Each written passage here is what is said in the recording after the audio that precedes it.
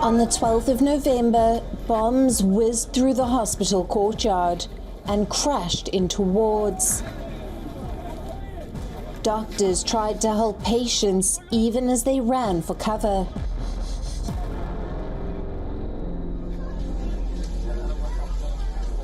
Thousands of war-wounded medical staff and displaced civilians are sheltering at the moment at Gaza's largest hospital, Al-Shifa.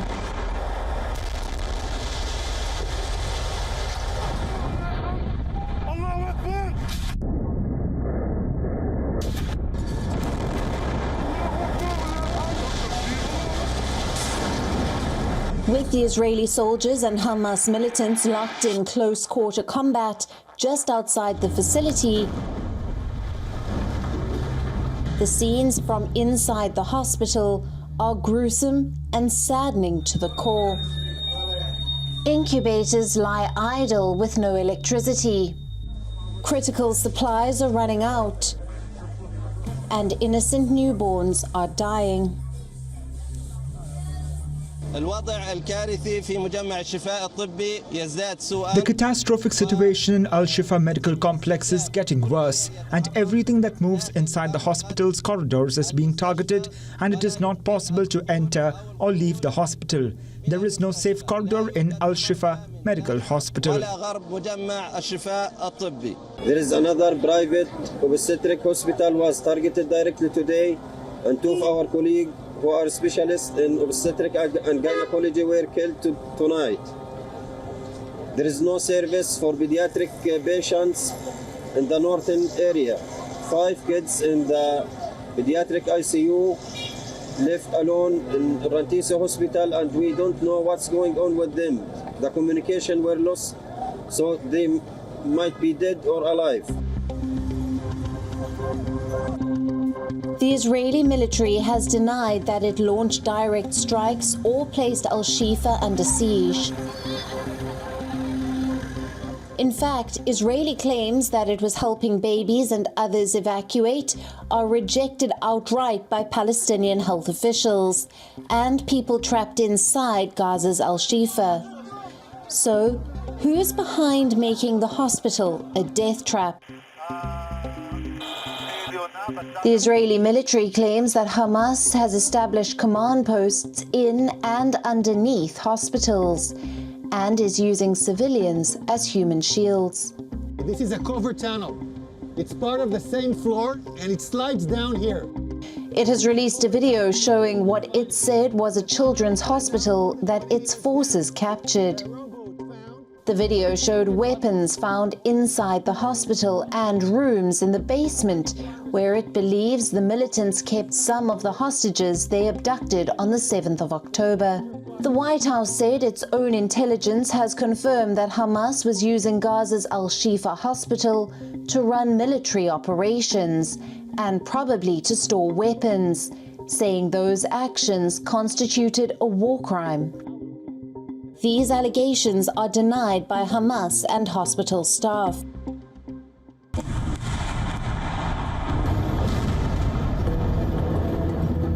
On the other hand, Palestinians and rights groups accuse Israel of recklessly harming civilians seeking shelter.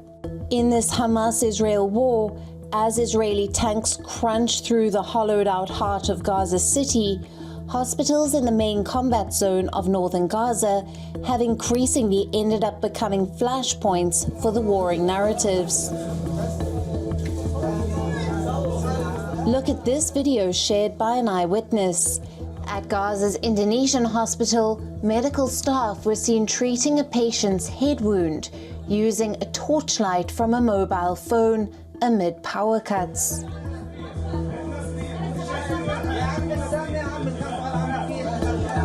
The dreadful battles around Shifa and other hospitals raise an urgent question.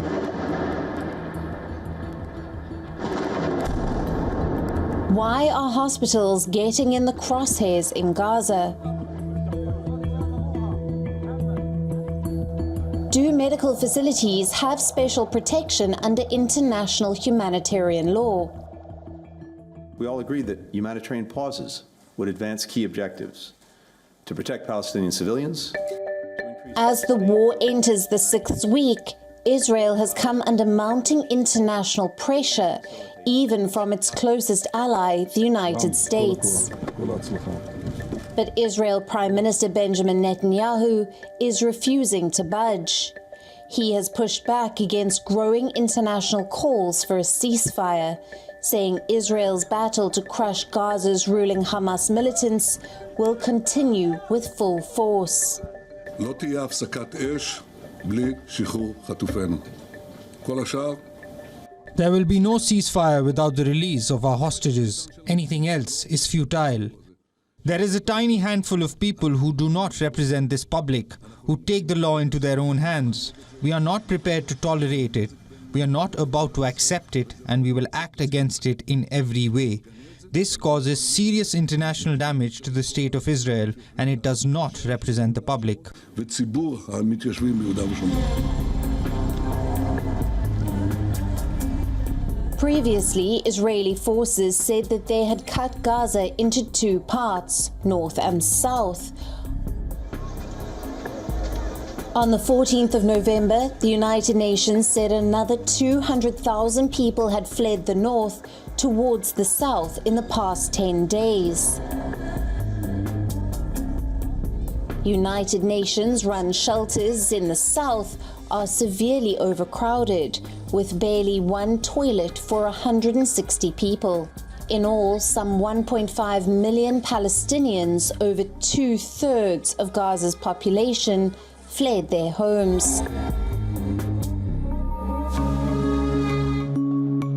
Palestinian Prime Minister Mohammed Shtayyeh has called on the United Nations and the European Union for help. He has accused Israel of perpetuating the occupation of Gaza.